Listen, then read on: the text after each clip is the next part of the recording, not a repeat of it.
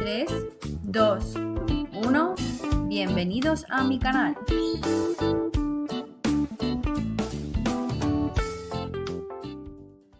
El libro segundo de la Ley de Enjuiciamiento Civil regula los procesos declarativos.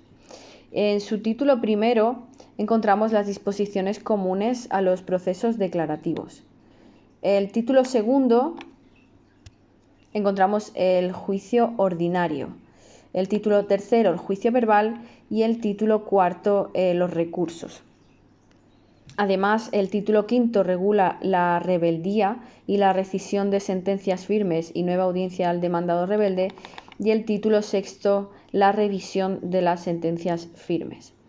En el título 1, como ya he comentado, de disposiciones comunes, el capítulo primero regula las reglas para determinar el proceso correspondiente, a partir del artículo 248, el cual establece las clases de procesos declarativos.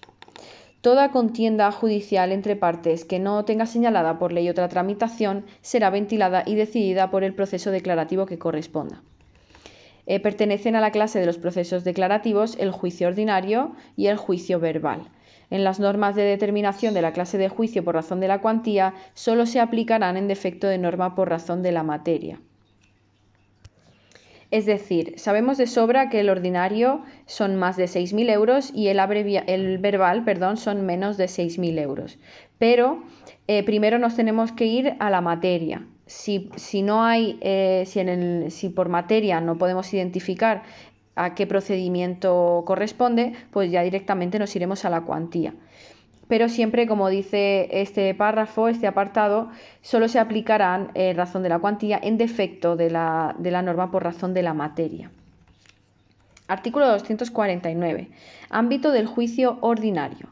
Se decidirán en el juicio ordinario, cualquiera que sea su cuantía, las siguientes materias.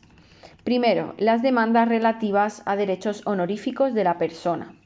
Segundo, las que pretendan la tutela del derecho al honor, a la intimidad y a la propia imagen, y a las que pidan la tutela judicial civil de cualquier otro derecho fundamental, salvo las que se refieran al derecho de rectificación. En estos procesos será siempre parte el Ministerio Fiscal y su tramitación tendrá carácter preferente. Tercero, las demandas sobre impugnación de acuerdos sociales adoptados por juntas o asambleas generales o especiales de socios o de obligacionistas o por órganos colegiados de administración de entidades mercantiles. Cuarto, las demandas en materia de competencia desleal, defensa de la competencia en aplicación de los artículos 101 y 102 del Tratado de Funcionamiento de la Unión Europea o de los artículos 1 y 2 de la Ley 15/2007 de 3 de julio de defensa de la competencia, propiedad industrial, propiedad intelectual y publicidad, siempre que no versen exclusivamente sobre reclamaciones de cantidad, en cuyo caso se tramitarán por el procedimiento que les corresponda en función de la cuantía que se reclame y los recursos contra las resoluciones de la Oficina Española de Patentes y Marcas en materia de propiedad industrial que pongan fin a la vía administrativa, que se tramitarán por los trámites del juicio verbal conforme a lo dispuesto en el artículo 250.3 de esta ley. No obstante, se estará lo dispuesto en el punto 12 del apartado 1 del artículo 250 de esta ley cuando se trate del ejercicio de la acción de cesación en defensa de los intereses colectivos y de los intereses difusos de los consumidores y usuarios en materia de publicidad. Quinto, las demandas en que se ejerciten acciones relativas a condiciones generales de contratación en los casos previstos en la legislación sobre esta materia, salvo lo dispuesto en el punto 12 del apartado primero del artículo 250.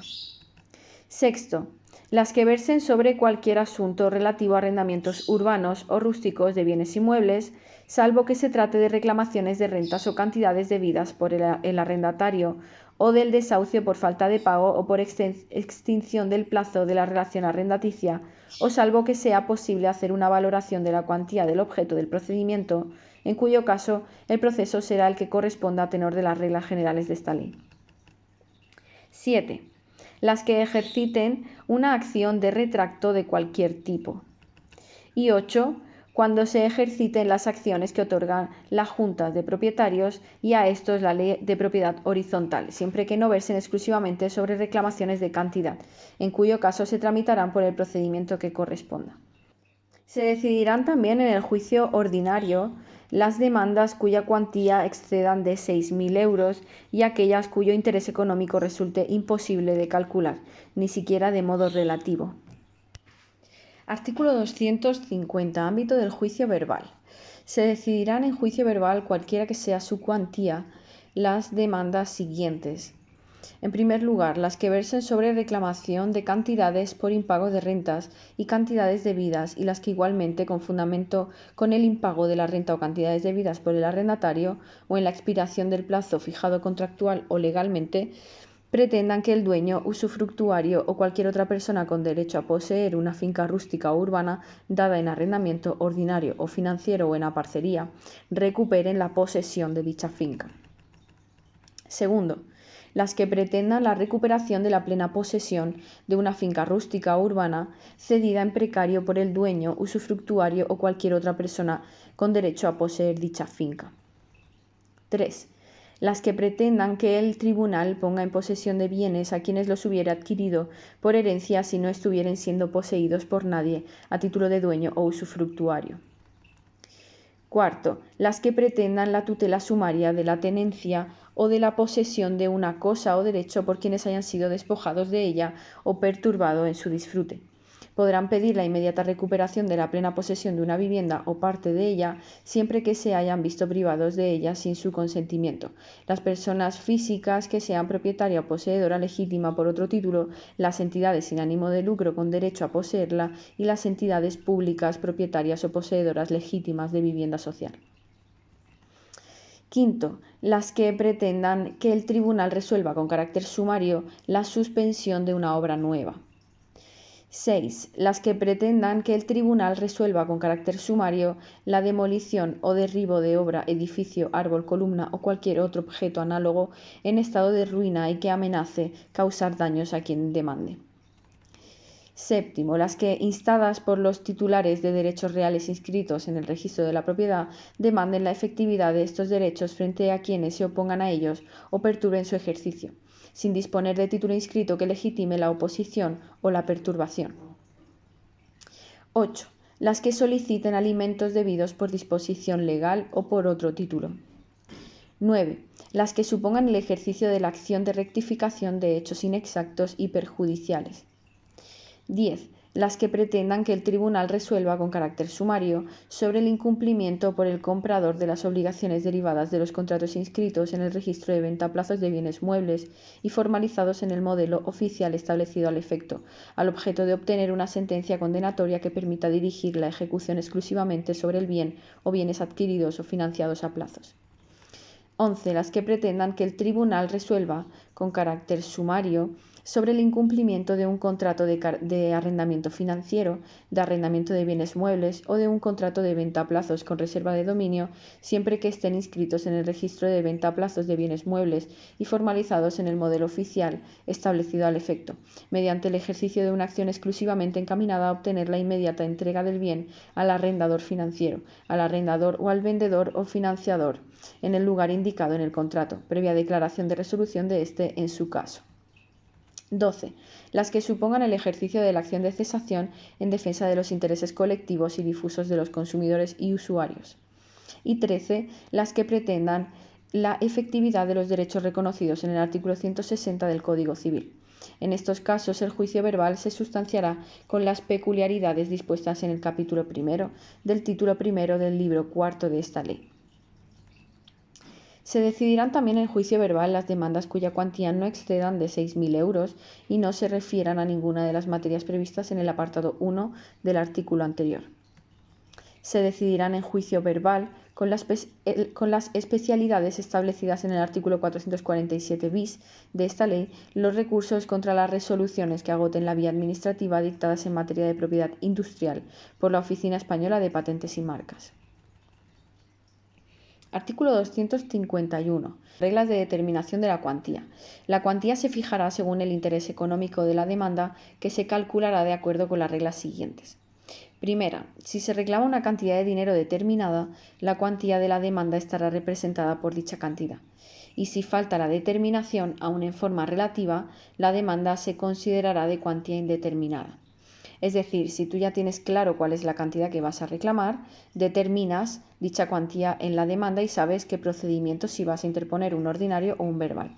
Sin embargo, cuando la cuantía es indeterminada, es decir, no sabes cuál es la cuantía que tienes que reclamar aproximadamente, te puedes hacer una idea, pero no te quieres arriesgar a poner la cantidad exacta. En ese caso, la determinas como cuantía indeterminada en la demanda y se interpondría un ordinario. Un posible problema cuando cuando determinas la cuantía como indeterminada es en el caso de la tasación de costas. Si tu cuantía es muy elevada, quizá no te interese ponerla como indeterminada, porque en el caso de tasación de costas se establecería en 18.000 euros. En segundo lugar, cuando el objeto del proceso sea la condena de dar bienes muebles o inmuebles con independencia de que la reclamación se base en derechos reales o personales, se estará el valor de los mismos al tiempo de interponerse la demanda, conforme a los precios corrientes en el mercado o en la contratación de bienes de la misma clase. Para este cálculo podrá servirse el actor de cualquier valoración oficial de los bienes litigiosos, si no es posible determinar el valor por otros medios, sin que se pueda atribuir a los inmuebles un valor inferior al que conste en el catastro. En tercer lugar, la anterior regla de cálculo se aplica también a las demandas dirigidas a garantizar el disfrute de las facultades que se derivan del dominio, a las demandas que afecten a la validez, nulidad o eficacia del título de dominio, así como la existencia o a la extensión del dominio mismo, a aquellas otras peticiones distintas de las establecidas en los dos casos anteriores, en que la satisfacción de la pretensión dependa de que se acredite por el demandante la condición de dueño, a las demandas basadas en el derecho a adquirir la propiedad de un bien o conjunto de bienes, ya sea por poseer un derecho de crédito que así lo reconoce, ya sea por cualquiera de los modos de adquisición de la propiedad o por el derecho de retracto, de tanteo o de opción de compra, cuando el bien se reclame como objeto de una compra-venta. Tiene preferencia como criterio de valoración el precio pactado en el contrato, siempre que no sea inferior, en el caso de los inmuebles, a su valor catastral. Cuando el proceso verse sobre la posesión y no sea aplicable otra regla de este artículo, o a las acciones de deslinde, amojonamiento y división de la cosa común. En cuarto lugar, en los casos en que la reclamación verse sobre usufructo o la nuda propiedad, el uso, la habitación, el aprovechamiento por turnos u otro derecho real limitativo del dominio no sujeto a regla especial, el valor de la demanda se fijará atendiendo a la base imponible tributaria sobre la que gire el impuesto para la constitución o transmisión de estos derechos. En quinto lugar, el valor de una demanda relativa a una servidumbre será el precio satisfecho por su constitución, si constara y su fecha no fuese anterior en más de 5 años. En otro caso, se estimará por las reglas legales establecidas para fijar el precio de su constitución al tiempo del litigio, cualquiera que haya sido el modo de adquirirla, y a falta de ella se considerará como cuantía la 20ª parte del valor de los predios dominante y sirviente, teniendo en cuenta lo dispuesto en la regla segunda de este artículo sobre bienes muebles e inmuebles. Sexta, en las demandas relativas a la existencia, inexistencia, validez o eficacia de un derecho real de garantía, el valor será el del importe de las sumas garantizadas por todos los conceptos. Séptima, en los juicios sobre el derecho a exigir prestaciones periódicas, sean temporales o vitalicias, se calculará el valor por el importe de una anualidad multiplicado por 10, salvo que el plazo de la prestación fuera inferior a un año, en que se estará el importe total de la misma. Octava, en los juicios que versen sobre la existencia, validez o eficacia de un título obligacional, su valor se calculará por el total de lo debido, aunque sea pagadero a plazos. Este criterio de valoración será aplicable en aquellos procesos cuyo objeto sea la creación, modificación o extinción de un título obligacional o de un derecho de carácter personal, siempre que no sea aplicable otra regla de este artículo. Novena, en los juicios sobre arrendamientos de bienes, salvo cuando tengan por objeto reclamaciones de las rentas o cantidades debidas, la cuantía de la demanda será el importe de una anualidad de renta, cualquiera que sea la periodicidad con que ésta aparezca fijada en el contrato.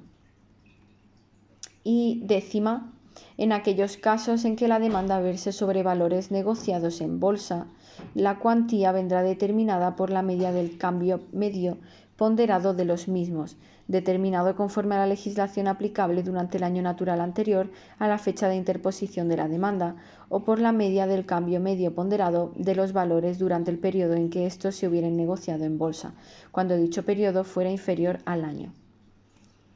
Si se trata de valores negociados en otro mercado secundario, la cuantía vendrá determinada por el tipo medio de negociación de los mismos durante el año natural anterior a la interposición de la demanda en el mercado secundario en el que estén negociando, o por el tipo medio de negociación durante el tiempo en que se hubieran negociado en el mercado secundario, cuando los valores se hayan negociado en dicho mercado por un periodo inferior al año. El tipo medio de negociación, o en su caso la media del cambio medio ponderado, se acreditará por certificación expedida por el órgano rector del mercado secundario de que se trate. Si los valores carecen de negociación, la cuantía se calculará de acuerdo con las normas de valoración contable vigentes en el momento de interposición de la demanda. 11. Cuando la demanda tenga por objeto una prestación de hacer, su cuantía consistirá en el coste de aquello cuya realización se inste, o en el importe de los daños y perjuicios derivados del incumplimiento, sin que en este caso sean acumulables ambas cantidades, salvo si además de instarse el cumplimiento se pretende también la indemnización. El importe o cálculo de los daños y perjuicios habrá de ser tenido en cuenta cuando la prestación sea personalísima o consista en un no hacer, y ello incluso si lo que se insta con carácter principal es el cumplimiento. Y 12. En los pleitos relativos a una herencia o a un conjunto de masas patrimoniales o patrimonios separados, se aplicarán las reglas anteriores respecto de los bienes, derechos o créditos que figuren comprendidos en la herencia o en el patrimonio objeto del litigio. Artículo 252. Reglas especiales en casos de procesos con pluralidad de objetos o de partes. Cuando en el proceso exista pluralidad de objetos o de partes, la cuantía de la demanda se calculará de acuerdo con las reglas siguientes. Primero, cuando en la demanda se acumulen varias acciones principales que no provengan de un mismo título, la cuantía de la demanda vendrá determinada por la cuantía de la acción de mayor valor. Idéntico criterio se seguirá para el caso de que las acciones estén acumuladas de forma eventual. Segundo, si las acciones acumuladas provienen del mismo título o con la acción principal se piden accesoriamente intereses, frutos, rentas o daños y perjuicios, la cuantía vendrá determinada por la suma del valor de todas las acciones acumuladas. Pero si el importe de cualquiera de las acciones no fuera cierto y líquido, solo se tomará en cuenta el valor de las acciones cuyo importe sí lo fuera. Para la fijación del valor no se tomarán en cuenta los frutos, intereses o rentas por correr, sino solo los vencidos. Tampoco se tomará en cuenta la petición de condena en costas. Sin perjuicio de lo anterior, si las acciones acumuladas fueran las de desahucio por falta de pago o por expiración legal o contractual del plazo, y la de reclamación de rentas o cantidades debidas, la cuantía de la demanda vendrá determinada por la acción de mayor valor. Tercero, cuando en una misma demanda se acumulen varias acciones reales referidas a un mismo bien mueble o inmueble, la cuantía nunca podrá ser superior al valor de la cosa litigiosa. Cuarto, cuando se reclamen varios plazos vencidos de una misma obligación, se tomará en cuenta como cuantía la suma de los importes reclamados, salvo que se pida en la demanda declaración expresa sobre la validez o eficacia de la obligación, en que se estará el valor total de la misma. Si el importe de alguno de los plazos no fuera cierto, se excluirá a este del cómputo de la cuantía. Quinto, no afectarán a la cuantía de la demanda o a la de la clase de juicio a seguir por razón de la cuantía la reconvención ni la acumulación de autos. Sexto, la concurrencia de varios demandantes o de varios demandados en una misma demanda en nada afectará a la determinación de la cuantía cuando la petición sea la misma para todos ellos. Lo mismo ocurrirá cuando los demandantes o demandados lo sean en virtud de vínculos de solidaridad. Séptimo, cuando la pluralidad de partes determine también la pluralidad de las acciones afirmadas, la cuantía se determinará según las reglas de determinación de la cuantía que se contienen en este artículo. Y octavo, En caso de ampliación de la demanda, se estará también a lo ordenado en las reglas anteriores. Artículo 253. Expresión de la cuantía en la demanda. El actor expresará justificadamente en su escrito inicial la cuantía de la demanda. Dicha cuantía se calculará en todo caso conforme a las reglas de los artículos anteriores. La alteración del valor de los bienes objeto del litigio que sobrevenga después de interpuesta la demanda no implicará la modificación de la cuantía ni de la clase de juicio. La cuantía de la demanda deberá ser expresada con claridad y precisión. No obstante, podrá indicarse en forma relativa si el actor justifica debidamente que el interés económico del litigio al menos iguala la cuantía mínima correspondiente al juicio ordinario o que no rebasa la máxima del juicio verbal. En ningún caso podrá el actor limitarse a indicar la clase de juicio a seguir ni hacer recaer en el demandado la carga de determinar la cuantía. Cuando el actor no pueda determinar la cuantía ni siquiera en forma relativa, por carecer el objeto de interés económico, por no poderse calcular dicho interés conforme a ninguna de las reglas legales de determinación de la cuantía o porque aun existiendo regla de cálculo aplicable no se pudiera determinar aquella al momento de interponer la demanda, ésta se sustanciará conforme a los cauces del juicio ordinario. Como os he comentado antes, en estos casos se llevará por el trámite de juicio ordinario y se determinará como cuantía indeterminada. Artículo 254. Control de oficio de la clase de juicio por razón de la cuantía. Al juicio se le dará inicialmente la tramitación que haya indicado el actor en su demanda. No obstante, si a la vista de las alegaciones de la demanda, el letrado de la Administración de Justicia advirtiere que el juicio elegido por el actor no corresponde al valor señalado o a la materia a que se refiere la demanda, acordará por diligencia de ordenación que se dé al asunto el trámite que corresponda. Contra esta diligencia cabrá recurso directo de revisión ante el tribunal, que no producirá efectos suspensivos. El tribunal no estará vinculado por el tipo de juicio solicitado en la demanda. Si en contra de lo señalado por el actor, el letrado de la Administración de Justicia considera que la demanda es de cuantía inestimable y no determinable ni aun en la forma relativa y que por tanto no procede seguir los cauces del juicio verbal, deberá, mediante diligencia, dar de oficio al asunto la tramitación del juicio ordinario, siempre que conste la designación de procurador y la firma de abogado. Se podrán corregir de oficio los errores aritméticos del actor en la determinación de la cuantía.